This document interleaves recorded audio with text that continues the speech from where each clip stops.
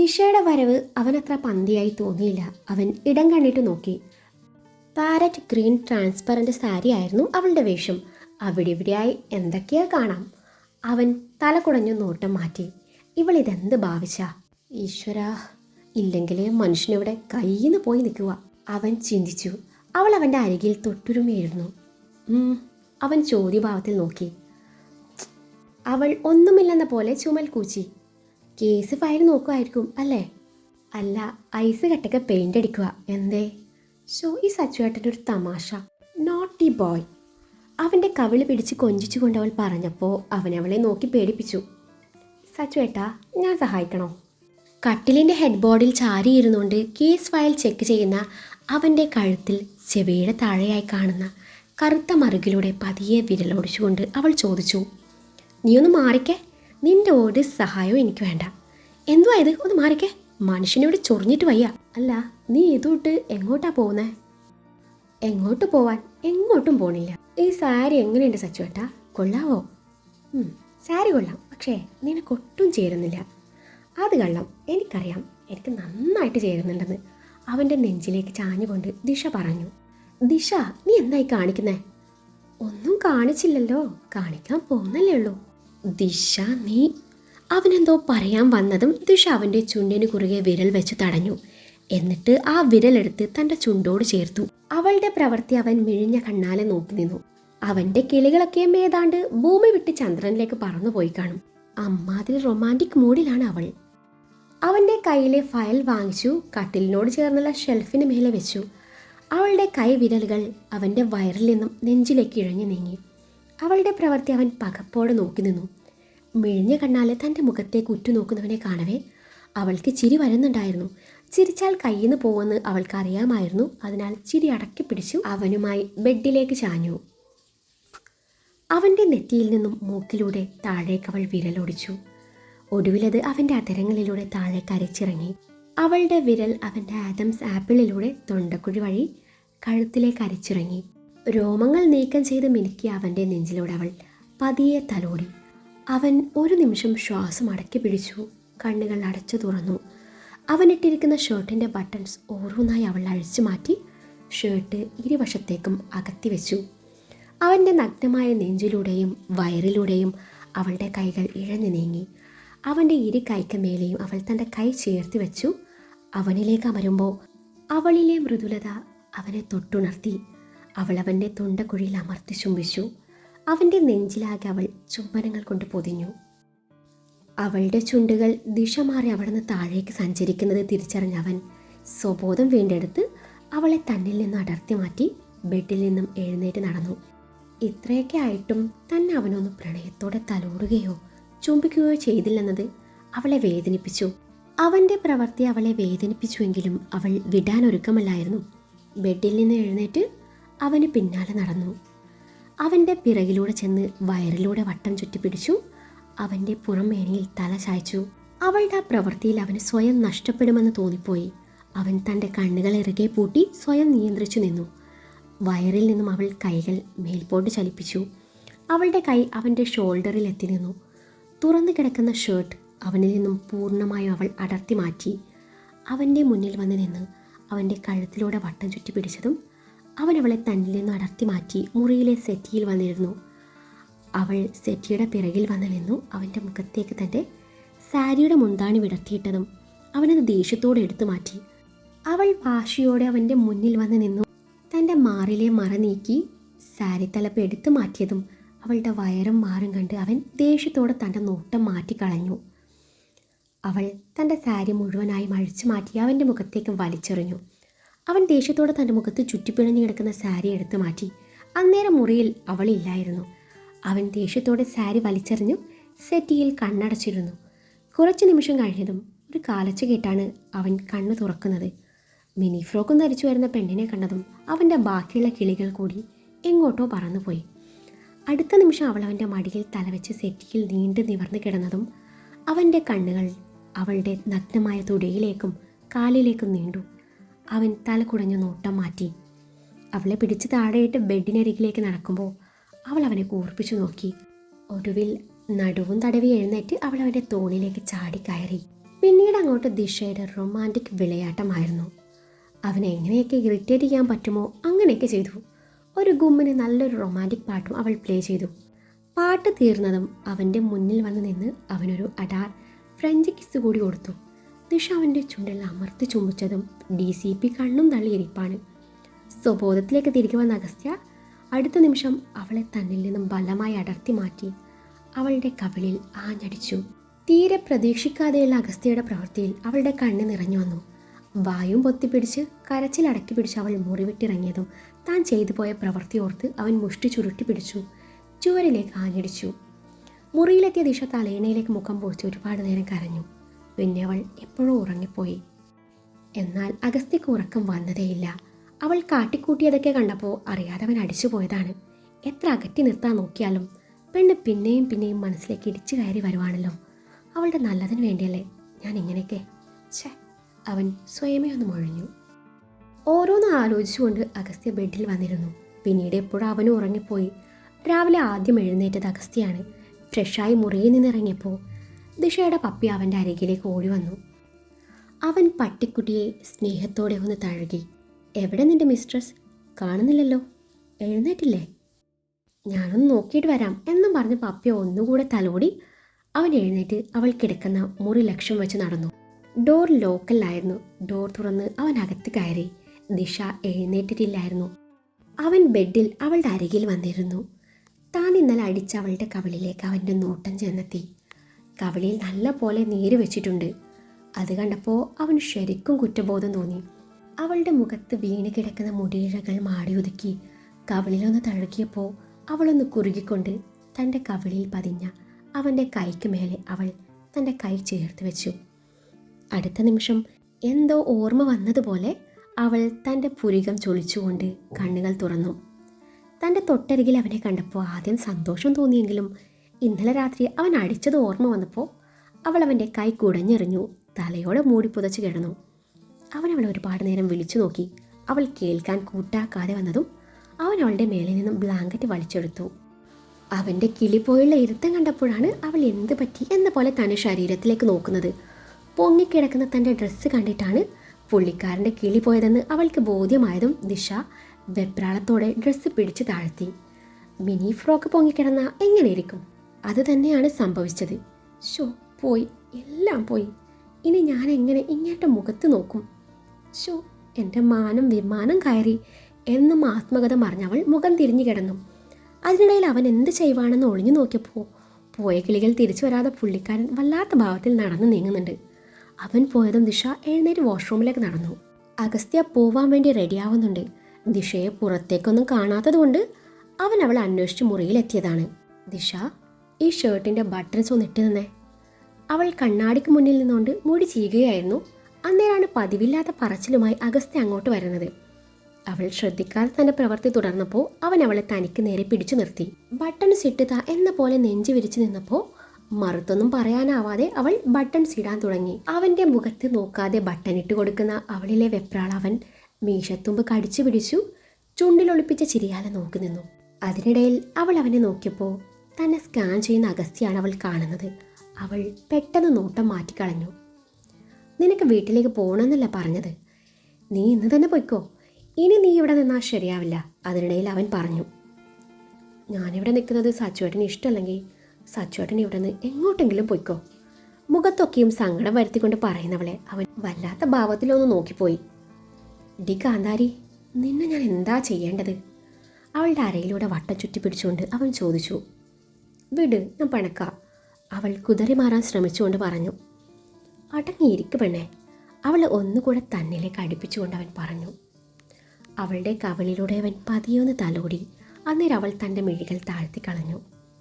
ദിശ, അവൻ്റെ സ്വരം പതിവിലും നേർത്തതായിരുന്നു. അവളൊന്നും മിണ്ടിയില്ല. അവൻ അവളുടെ താടി പിടിച്ചുയർത്തി ഇരുവരുടെയും കണ്ണുകളുടക്കി. ആ ഒരു നിമിഷം ഇരുവരും കണ്ണുകളിലേക്ക് ആഴ്ന്നിറങ്ങി. ദിശ, സോറി, അപ്പോഴത്തെ ദേഷ്യത്തിൽ ഞാൻ അറിയാതെ. അവളുടെ കവിളിൽ തലോടിക്കൊണ്ട് അവൻ പറഞ്ഞു. അവളൊന്നും മിണ്ടിയില്ല. ആ നിമിഷം അവൻ്റെ മുഖം അവൾക്ക് നേരെ അടുത്തു. അവൻ്റെ ആദരങ്ങൾ തന്നിലേക്ക് അടുക്കുന്നത് കാണവേ അവളുടെ ഹൃദയം പെരുമ്പര മുഴക്കി. അവളുടെ കവിളിൽ അവൻ്റെ ആദരങ്ങൾ പതിഞ്ഞതും അവളുടെ കണ്ണുകൾ കൂമ്പി അടഞ്ഞുപോയി. അവൾക്ക് ചെറുനോവ് സമ്മാനിച്ചുകൊണ്ട് അവൻ്റെ മീശത്തുമ്പ് അവളുടെ കവിളിലേക്ക് ആഴ്ന്നിറങ്ങി. സോറി. അവളുടെ കാതോരം ആർദ്രമായി അവൻ മൊഴിഞ്ഞു. അവിടം ചുണ്ടമർത്തിയതും ദിഷയുടെ ഹൃദയത്തിൽ കുളിര് പടർന്നു. ഞാനിന്ന് നേരത്തെ വരാം, നീ റെഡിയായി നിന്നോ, ഇന്ന് നമുക്ക് പുറത്തേക്കൊന്ന് പോവാം. അവളുടെ കവിളിൽ തഴുകിക്കൊണ്ടവൻ പറഞ്ഞതും ദിഷയുടെ മുഖം വിടർന്നു. അവൾ അവനെ ഇറുകെ പുണർന്നു. അന്നേരം അവൻ അവളെ തൻ്റെ നെഞ്ചോട് ചേർത്ത് പൊതിഞ്ഞു പിടിച്ചു. 2 ആഴ്ചയ്ക്ക് ശേഷം ആര്യനും അഗസ്ത്യയും ഒരു കഫറ്റീരിയയിൽ വെച്ച് മീറ്റ് ചെയ്യുകയാണ്. എൻ്റെ സാറേ, ഇക്കാലത്ത് ഇതൊക്കെ ഒരു പ്രശ്നമാണോ? അതുമല്ല, ഇതിനൊക്കെ എന്തുമാത്രം സൊല്യൂഷൻ ഉണ്ട്. സാറ് ധൈര്യമായിട്ട് മാഡത്തിനോട് തുറന്നു പറ. ആര്യൻ്റെ വാക്കുകൾ അഗസ്ത്യക്ക് ഊർജം പകർന്നു. പറയാല്ലേ? അഗസ്ത്യയുടെ മുഖത്ത് ചെറിയൊരു ചമ്മൽ. പിന്നല്ല, ഇന്ന് 2 പേരും ഒന്ന് പുറത്തൊക്കെ പോയി ഒരു റൊമാൻറ്റിക് അറ്റ്മോസ്ഫിയറൊക്കെ ഉണ്ടാക്കി ഒന്ന് മനസ്സ് തുറന്ന് സംസാരിക്ക്. മാഡത്തിന് ഇങ്ങനെ അകത്തി നിർത്താൻ മാത്രം സാറിന് മാരാരോഗമൊന്നുമല്ലല്ലോ ഉള്ളത്. ആര്യന് പറയുന്നത് ശരിയാണെന്ന് അവനും തോന്നി. സാർ, ഞാനൊരു കാര്യം പറയട്ടെ. ഇതിപ്പോൾ സാർ അന്നത്തെ ആക്സിഡൻറ്റ് ടൈമിൽ നടത്തിയ ടെസ്റ്റ് നമുക്ക് നല്ലൊരു ഡോക്ടറെ കൺസൾട്ട് ചെയ്താലോ? എന്നിട്ട് കൂടെ ഒന്ന് ടെസ്റ്റ് ചെയ്യാം. പറ്റിയൊരു ഡോക്ടറുണ്ട്. ആര്യൻ പറഞ്ഞതിന് അഗസ്ത്യ സമ്മതം മൂളി. ആര്യൻ്റെ കൂടെ തന്നെയാണ് അഗസ്ത്യ ഫെർട്ടിലിറ്റി സർജൻ ഡോക്ടർ സക്കറിയയെ കൺസൾട്ട് ചെയ്തത്. അവിടുത്തെ പ്രൊസീജിയേഴ്സൊക്കെയും കഴിഞ്ഞ് ഇരുവരും മടങ്ങി. പിന്നീട് ആര്യനോട് ബായ് പറഞ്ഞു. ഇരുവരും 2 വഴിക്ക് തിരിഞ്ഞു. ഡോക്ടർ സക്കറിയയുടെ വാക്കുകളിൽ നിന്നും അഗസ്ത്യക്ക് വല്ലാതൊരു പോസിറ്റീവ് എനർജി ഫീൽ ചെയ്യുന്നുണ്ടായിരുന്നു. അതിൻ്റെ സന്തോഷത്തിൽ ദിഷയെ വിളിച്ചു. ആദ്യം 2 തവണ മുഴുവൻ റിംഗ് ചെയ്ത് കോൾ കട്ടായി. പിന്നെ അവൾ കോൾ അറ്റൻഡ് ചെയ്തു. ഹലോ ദിഷ, നീ എന്തെടുക്കുമായിരുന്നു? എന്താ കോൾ എടുക്കാഞ്ഞത്? ഞാനിവിടെ നമ്മുടെ ബെഡ്റൂമിലെ കിണർ കുത്തുമായിരുന്നു, അതാ കോൾ എടുക്കാഞ്ഞേ. ഇത് ചോദിക്കാനാണാവോ DCP സാർ ഇപ്പോൾ വിളിച്ചേ? ദിഷ കലിപ്പിട്ടു. ദേഷ്യത്തിലാണെന്നറിയാം. നിന്റെ ദേഷ്യം മാറ്റാനുള്ള റെമഡീസ് എൻ്റെ കയ്യിലുണ്ട്, പറയട്ടെ? വേണമെന്നില്ല. ഞാനൊന്ന് പറയട്ടെ പെണ്ണേ. എന്നാൽ പറഞ്ഞു തുലക്ക്. പിന്നെയും ദേഷ്യം. ഞാനിപ്പോൾ അങ്ങോട്ട് വരുന്നു, നമ്മൾ ഒരുമിച്ച് പുറത്ത് പോകുന്നു. കേട്ടിട്ടുണ്ട്.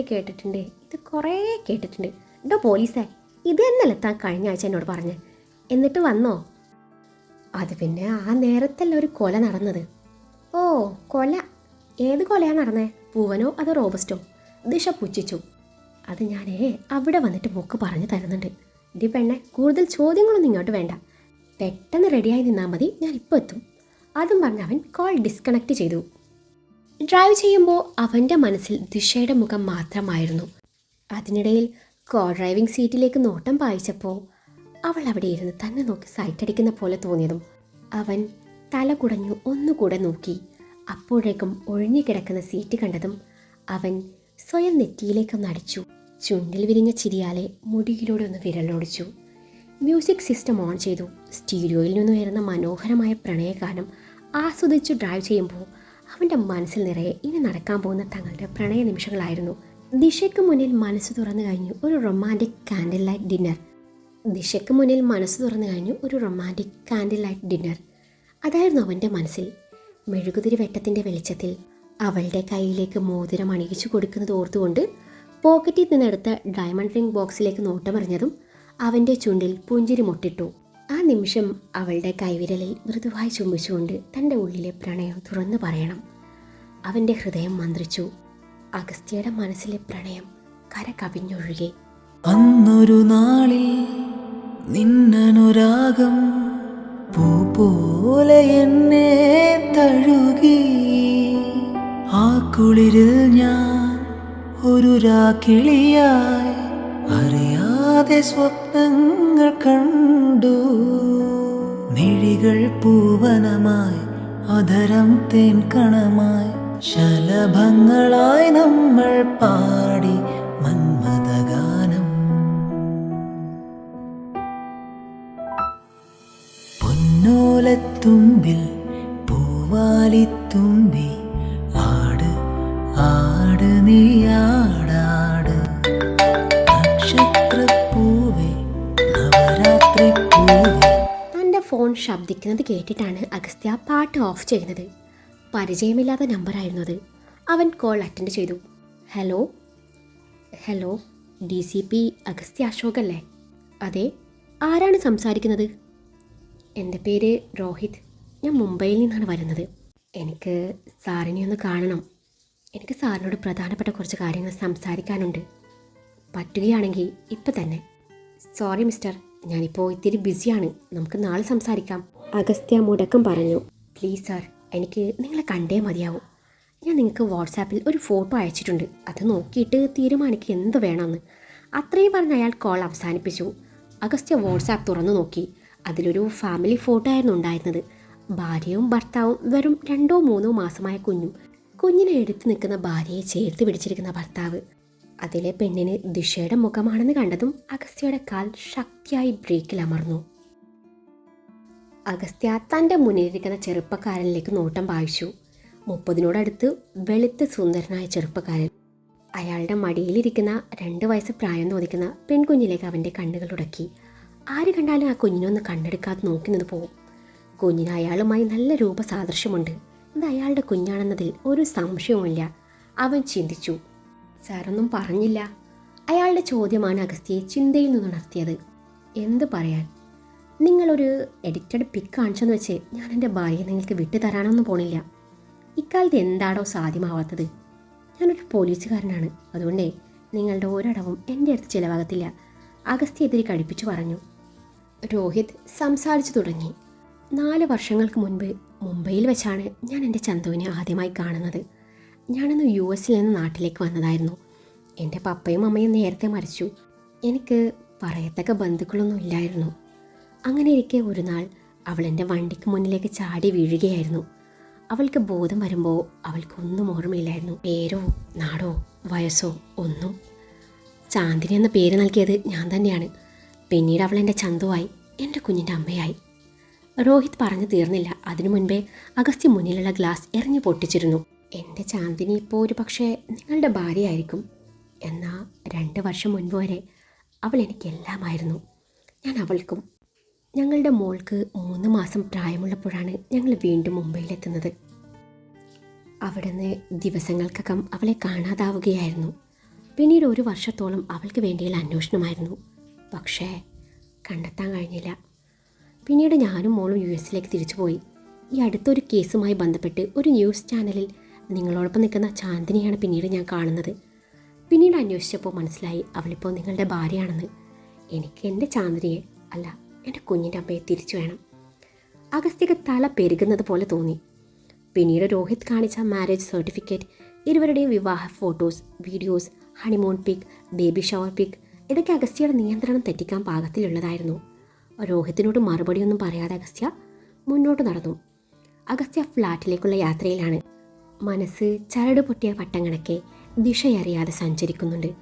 ഇതിനോടകം ദിശയുടെ ഒരുപാട് കോൾ അവനെ തേടിയെത്തി. അവനത് മനഃപൂർവ്വം കട്ട് ചെയ്ത് കളഞ്ഞു. അവൻ തൻ്റെ പോക്കറ്റിൽ നിന്നും ജ്വല്ലറി ബോക്സ് എടുത്ത് കൈ പിടിച്ചു. ഒരു തുള്ളി കണ്ണുനീർ അവൻ്റെ കവിളിലൂടെ ഉരുണ്ടിറങ്ങി.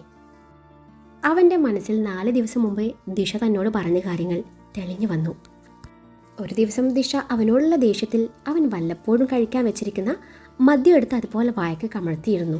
അന്നേ ദിവസത്തിലേക്ക് അഗസ്ത്യയുടെ മനസ്സ് സഞ്ചരിച്ചു. മദ്യം എടുത്ത് കഴിച്ചതിന് അവൻ അവളെ ഒരുപാട് വഴക്ക് പറഞ്ഞു. അന്നവൾ കൊച്ചു കുഞ്ഞിനെ പോലെ കരഞ്ഞു. ഡോ, തനിക്കറിയോ, ഞാനൊരു അനാഥയാ. എൻ്റെ അച്ഛൻ പ്രഭാകരും അമ്മ ബീനയും എൻ്റെ ശരിക്കുള്ള അച്ഛനും അമ്മയും അല്ല. എൻ്റെ അച്ഛനും അമ്മയും ആരാണെന്ന് തനിക്കറിയോ? അറിയോ തനിക്ക്? ഇല്ല, അറിയില്ല. തനിക്കൊന്നും അറിയില്ല. അത്രയും പറഞ്ഞപ്പോഴേക്കും അവളുടെ ബോധം പൂർണ്ണമായും പോയിരുന്നു.